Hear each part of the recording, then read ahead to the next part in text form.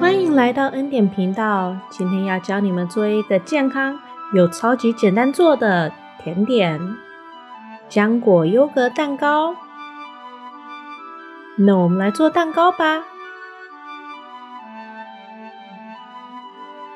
我这里有270克的酸奶，加入30克的糖，喜欢吃甜一点的人可以多加一些。再倒入40克的油，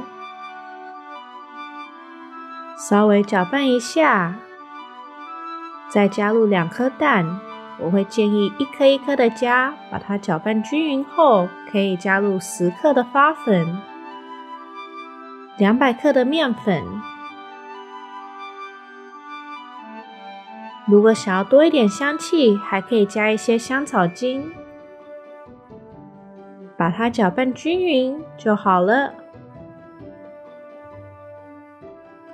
再来，我们要把1半的面糊倒进蛋糕模，上面摆上一些浆果，不喜欢吃浆果的人也可以使用自己喜欢的水果。再把剩下的面糊倒进去，用刮刀把它给铺平，然后把剩下的浆果摆上去。我们这样就可以放进烤箱烤375度45到55分钟。拿出来后放在铁架子上放凉。